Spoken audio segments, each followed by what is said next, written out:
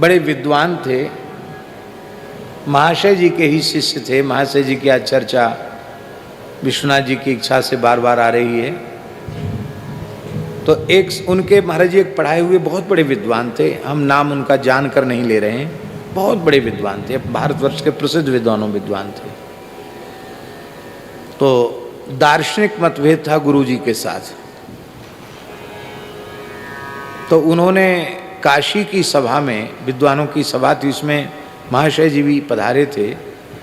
तो उन्होंने कुछ दक्षिण के विद्वानों से कानाफूसी करते हुए कहा कि ये जो है ये बहुत, ऐसे उंगली उठा करके धीरे से, ये माने हमारा पूर्व पक्ष ये है, गुरु जी हैं पूर्व पक्ष, हमारा खंडन वाला पक्ष, हमारे सिद्धांत के प्रबल विरोधी यही है।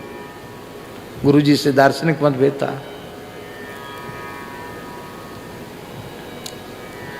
तो महाशय जी ने देख तो लिया, पर वो गंभीर थे, कुछ बोला नहीं। उसका परिणाम हुआ को उन विद्वान के शरीर में एक सप्ताह के भीतर उंगलियां गलने लगीं, और जब उनको किसी चिकित्सक को दिखाया तो उन्होंने कहा गलित कुष्ठ है। तो अकस्मात ही एक सप्ताह में ये बीमारी इतनी तेजी से कैसे आ गई? तो किसी अनुभवी महापुरुष ने कहा कि तुमसे गुरु अपराध हुआ है। तो उनको ध्यान में आया कि हमने तो अपने जीवन में कभी गुरु अपराध किया नहीं। व्यक्ति जब तटस्थ भाव से आत्मनिरीक्षण करता है तो अपने दोष उसकी समझ में आ जाते। तब अरे अमुक सभा में हमने गुरु जी की तरफ उंगली दिखाई थी, ध्यान में आया।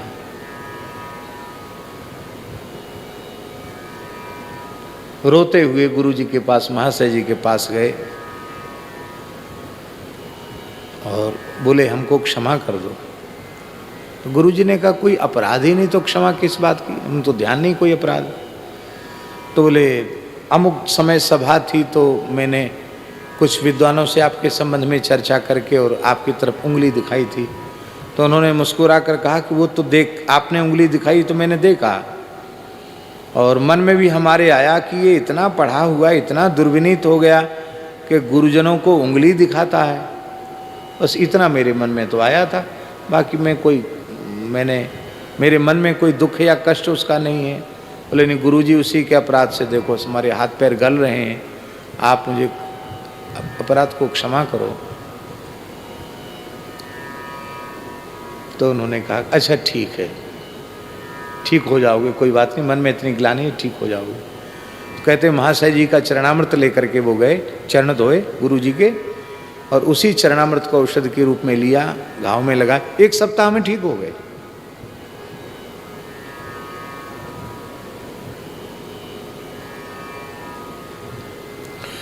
हमें मनुष्य किसने बनाया?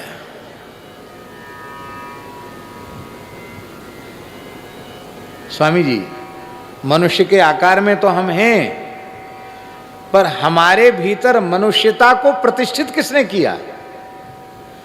हमारे पूज्य गुरुजनों ने हमारे ऊपर कृपा न की होती, हमें कुछ ज्ञान न दिया होता, तो क्या हम यह भी जान पाते कि हम मनुष्य हैं? सुन रहे हो बटुक ब्रह्मचारियों? हर्षित सुन रहे हो कि नहीं? क्या सुना? खाली उधर उधर देख रहे हो, क्या सुना बताओ?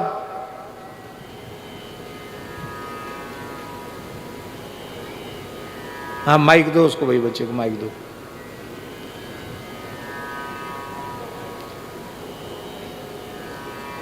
तो पता सबसे छोटा बटुक ही, तो उसी से पूछें कि वो सुन रहा है कि नहीं। हमारे गुरुजनों ने हमको थोड़ी सी भी शिक्षा ना दी होती तो हमको ये भी पता चलता कि हम मनुष्य हैं। वाह, बहुत बहुत। तब तो हम सोच रहे थे सबसे छोटा है, इसने इधर उधर देख रहा है, इसने नहीं सुना होगा, लेकिन ठीक सुना। इसलिए किसी भी अवस्था में अपने गुरुजनों का तिरस्कार नहीं करना है। बड़े से बड़े विद्वान हो जाओ, हमने जिनसे, मान लो हमने जिनसे केवल स्वस्ति वाचन पढ़ा है, बहुत ध्यान से सुनो, हमने केवल स्वस्ति वाचन पढ़ा, उन गुरुजी को ज़्यादा कुछ नहीं आता था, मान लो उन्हें स्वस्ति वाचन ही आता था, और उनसे हमने स्वस्ति वाचन पढ़ा, और आगे चलकर हम वेदों के चूड़ांत विद्वान हो गए, तो भी जिन गुरुजी ने हमको स्वस्ति वाचन सिखाया है, वे जब भी सामने पड़े उनके चरणों में गुरु भाव से ही प्रणाम करना। एक अक्षर भी जिन्होंने प्रदान किया है उनके प्रति जीवन भर कृतज्ञ रहना। अपने श्रम से, अपने पुरुषार्थ से जो नहीं मिलेगा वो गुरुजनों की प्रसन्नता से, उनके आशीर्वाद से सहज ही प्राप्त हो जाएगा। अपने पुरुषार्थ से जो मिलेगा वो थोड़ा मिलेगा, और गुरुजनों की प्रसन्नता से, उनके आशीर्वाद से जो मिलेगा वो निस्सीम होगा, असीम होगा। ये भगवान की शिक्षा है।